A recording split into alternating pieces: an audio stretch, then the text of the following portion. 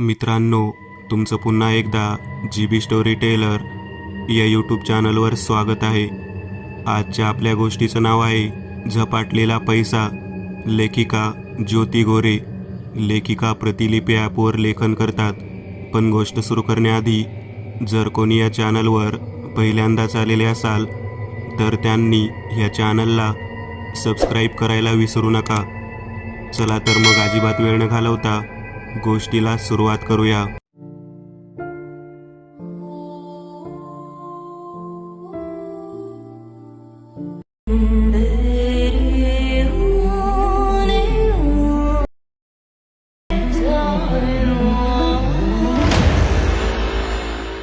कुडाळ तालुक्यातील आंबवडे गाव.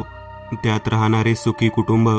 आई जयंती परब, वडील दत्तात्रय परब, त्यांच्या 2 मुली सुमती साधारण 12-13 वर्षांची आणि धाकटी रेवती साधारण 10 वर्षांची.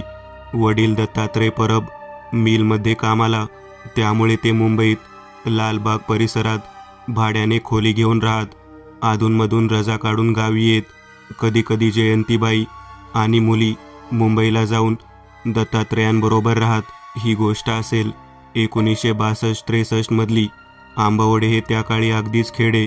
त्या काळी वीज असण्याचा प्रश्न नव्हता. रस्तेही कच्चे, ठिकठिकाणी गर्द दाट झाडी, मध्ये मध्ये 3-4 घरांच्या वस्त्या, परब्यांच्या घराला लागून अशी अजून 3 घरे. सर्वांच्या घरात मिळून 15-20 जणांची वस्ती असेल. त्यात 4-5 कुटुंब असतील आणि त्यात 7-8 लहान मुले. 3 घरांना छान दगडी पायऱ्या, जुन्या पद्धतीचे कौलारू घरे. 3 घरांच्या समोर मोजून 20-22 पावलांवर एक विहीर, तीही जुन्या पद्धतीची. विहिरीवर 2 राट, त्या व्यतिरिक्त 2 दोर व त्याला बांधून सोडलेल्या 2 बादल्या होत्या. त्या 3-4 घरात मिळून त्याच विहिरीचे पाणी वापरले जात होते. घरातील बायका रोज सकाळी 11-11:30 त्या विहिरीवर रहाटाने व दोरीने पाणी शेणण्याचे काम करीत. पिण्याचे पाणी आपापल्या घागरीत, कळशात भरून झाले की बादलीभर धुणं घेऊन येत. विहिरी शेजारी 2 पात्र्या सपाट पत्तर, जे कपडे धुण्यासाठी वापरतात, टाकून ठेवलेल्या होत्या आणि शेंदून झाले की त्या पात्र्यांवर पाळीपाळीने आपापल्या बादलीतून आणलेले धुणे त्या धुत असत. हा कार्यक्रम साधारण दुपारी 2 पर्यंत चालत असे. पात्र्या 2च असल्याने आपला नंबर येईपर्यंत बाकीच्या गप्पा मारत तिथेच उभ्या राहत. विहिरीपासून पुढे काही अंतरावर थोडी छोटी झुडपे होती. त्यानंतर एक मोठे काजूचे झाड होते. विहिरीपासून 20-22 पावलांवरच असेल ते. त्यापुढे एक वाळ होता आणि तिथून पुढे घनदाट जंगल सुरू होत असे. काजूच्या झाडाचे वैशिष्ट्य असे की सहसा काजूचे झाड जितके उंच असते, हे झाड त्यापेक्षा काहीच अधिकच उंच होते आणि त्या झाडाच्या आजूबाजूचा भाग हा चांगला नाही, बाधित आहे असे ऐकण्यात येत असे. त्यामुळे जरी ते विहिरीजवळ असले तरी त्या झाडाजवळ कोणीही मुद्दाम रेंगाळत नसे. तसेच त्या झाडाजवळ खेळायला जायचे नाही, अशी घरोघरीच्या मुलांना ताकीद देण्यात आलेली होती. त्यामुळे मुलेही तिथे खेळण्यास जाणे टाळत. एप्रिल महिन्यातला दिवस होता. उन्हाचा कडाका आता हळूहळू वाढू लागला होता. रेवतीची वार्षिक परीक्षा नुकतीच संपली होती, पण सुमतीच्या आजूबाजूचे घरातील इतर मुलांचे 3-4 पेपर अजून बाकी होते. नेहमीसारखाच तो एक दिवस होता. दत्तात्रय मुंबईवरून आलेले होते. मुले शाळेत परीक्षेला गेली होती. घरोघरीच्या बायकांनी नेहमीप्रमाणे बादलीतून धुणे आणले.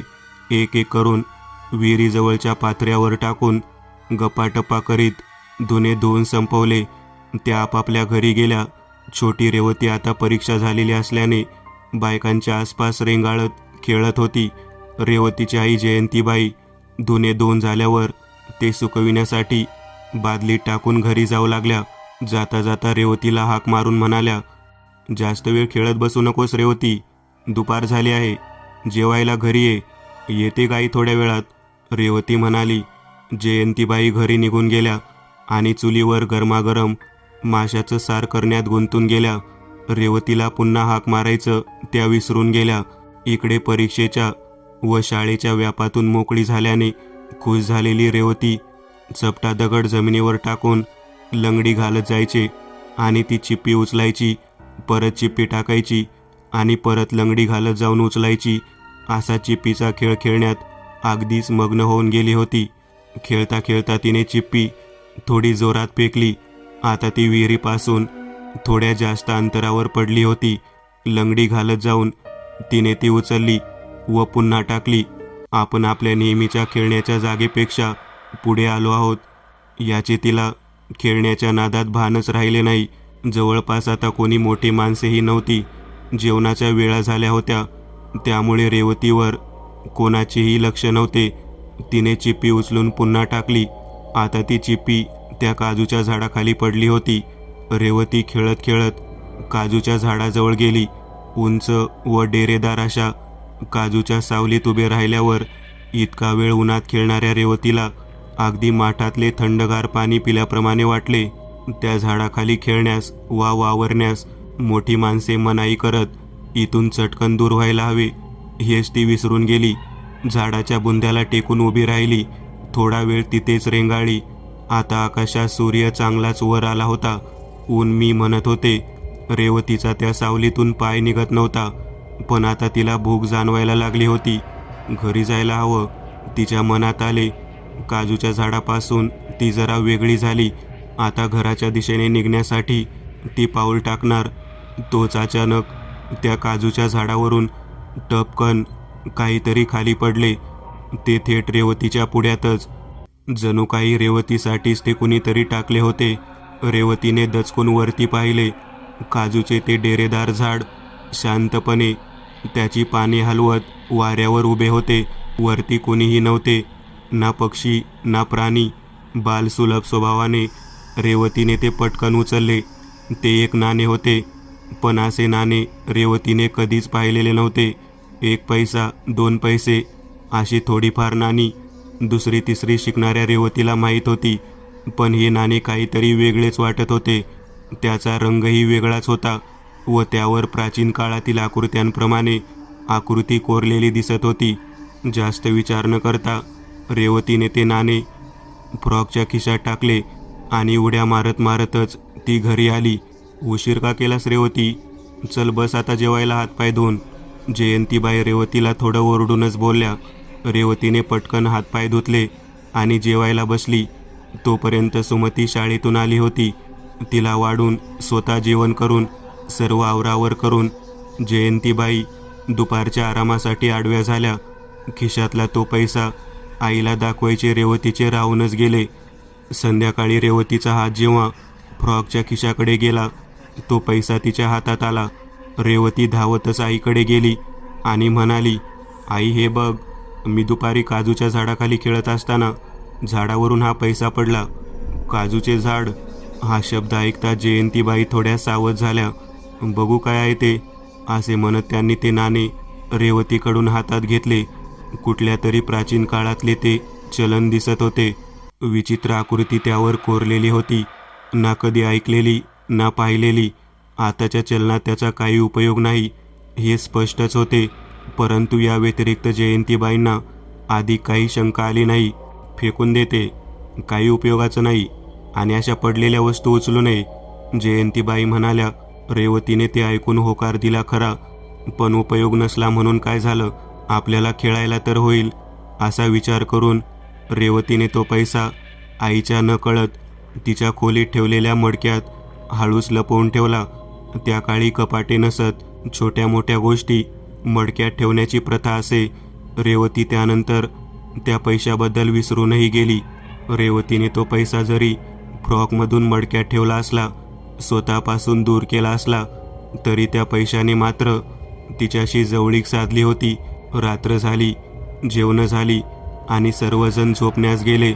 जयंती यांच्या घराला छोट्या छोट्या 2-3 खोल्या होत्या. मुली एका खोली झोपल्या आणि आई वडील दुसऱ्या खोलीत झोपण्यास गेले. रात्रभर काही विषय जाणवले नाही.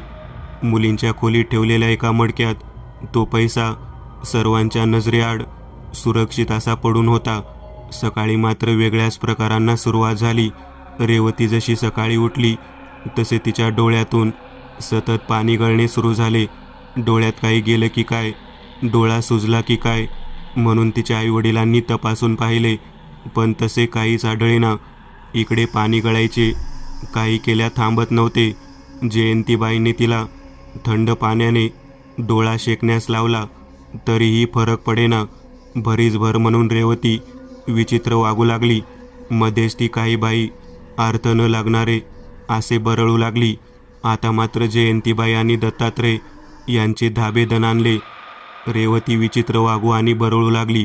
रेवतीचा स्वभाव थोडासा व्रात्य असल्याने ती उगाच मस्ती करत आहे असे वाटून जयंतीबाईने तिला 2-3 फटकेसुद्धा ठेवून दिले.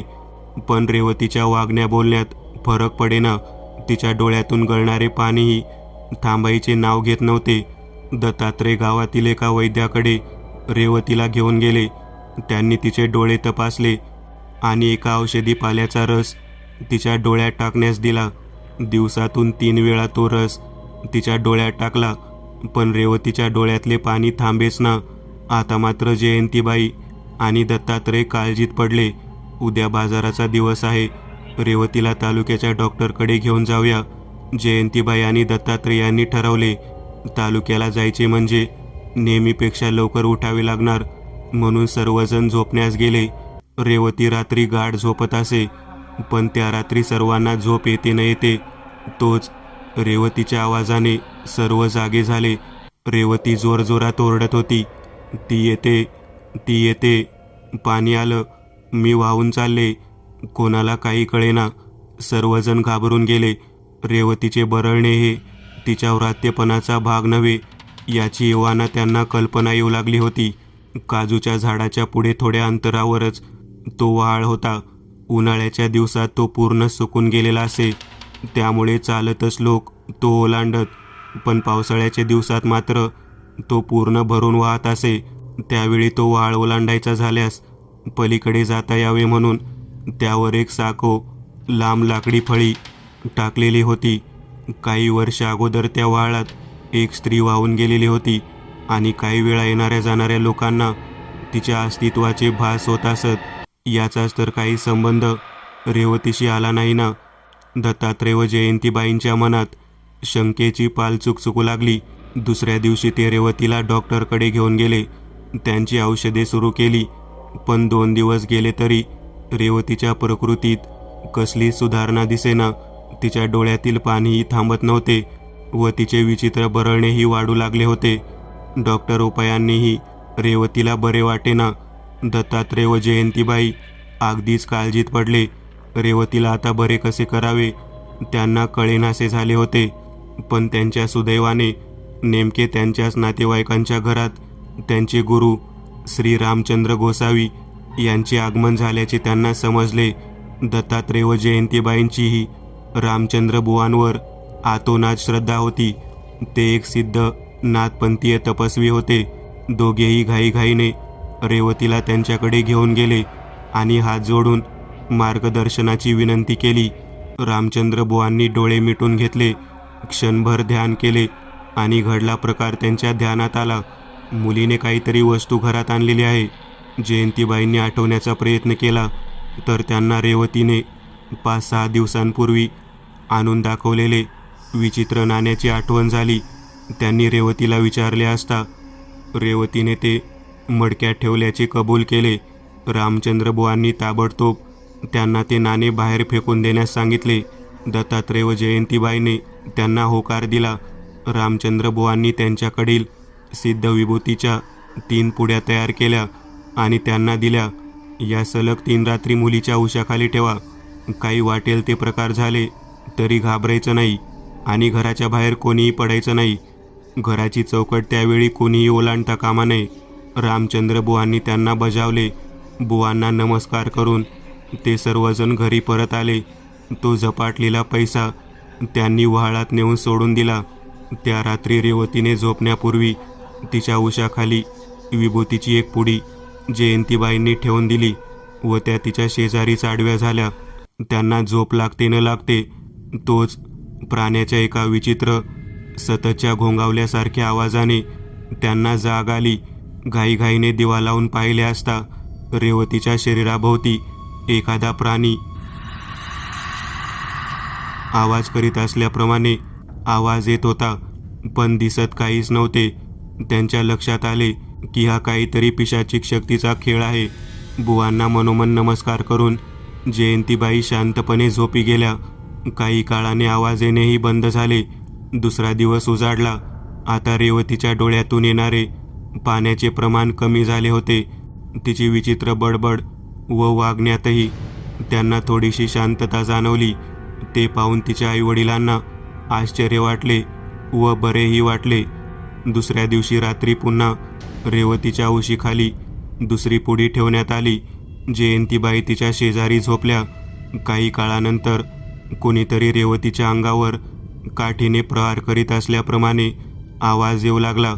जयंतीबाईंनी दिवा लावून पाहिले असता रेवती गाढ झोपी गेलेली होती, पण काठीचे आवाज मात्र येतच होते. असा प्रकार दोनदा झाला. जयंतीबाईंचा स्वभाव धीट, न घाबरता काय ते ओळखून त्या झोपी गेल्या. तिसऱ्या रात्री विभूतीची तिसरी पुडी रेवतीच्या डोक्याखाली ठेवण्यात आली. रात्रीचे 12 वाजून गेले असतील. रेवतीला गाढ झोप लागली होती. आता तिच्या डोळ्यांजवळून असा विचित्र आवाज येऊ लागला. आवाज हळूहळू वाढू लागला. जयंतीबाईंनी तरीही लक्ष दिले नाही. त्यानंतर मात्र घराच्या पाठीमागच्या दरवाजाकडे असलेली भिंत धाडकन पडल्यासारखा जोरात आवाज झाला. आता मात्र जयंतीबाईंनी काडीपेटी घेऊन दिवा लावला आणि मागच्या दारी गेल्या. बघतात तर तिथे काही झाल्यासारखे दिसत नव्हते. बुवांनी सांगितल्याप्रमाणे त्या दरवाजाच्या बाहेर मात्र गेल्या नाहीत. त्यानंतर मात्र जयंतीबाई झोपून गेल्या. सकाळी उठून पाहतात तो घराच्या पाठीमागील भिंतीला काहीही झाले नव्हते. दुसऱ्या दिवसापासून मात्र रेवतीला पूर्ण आराम पडला. पुढच्या 2-3 दिवसात ती खडखडीत बरी झाली. जयंतीबाई व दत्तात्रय यांनी रामचंद्र बुवांच्या गावी निरोप पाठवून त्यांना झालेल्या चमत्काराबद्दल कळविण्याची व्यवस्था केली व त्यांचे आभार मानले. रेवती लहान असल्याने झाला प्रकार विसरून गेली, पण रेवतीची हयात असलेली मोठी भावंडे आजही एकत्र भेटली की आवर्जून तिच्या त्या झपाटलेल्या पैशाची आठवण काढायला विसरत नाहीत. मित्रांनो, आज पुरतं एवढंच. तुम्हाला जर काही गोष्ट आवडली असेल तर नक्की लाईक करा. तुमच्यापैकी बरेचसे जण व्हिडिओ लाईक न करताच पळून जातात, पण हा जर व्हिडिओ तुम्ही लाईक केला तर मला जरा बरं वाटेल आणि असेच भारी भारी व्हिडिओ बनवायची माझ्यात एनर्जी येईल. त्यामुळे नक्की लाईक करा. आणि अजूनही कोणी या चॅनलला सबस्क्राईब केलेलं नसाल तर लगेच सबस्क्राईब करून टाका. आणि बाजूची घंटी ती मात्र दाबायला विसरू नका. देवाची घंटी आहे ती. चला तर मग पुन्हा भेटूया अशीच एक आगळी वेगळी गोष्ट घेऊन पुढच्या भागात.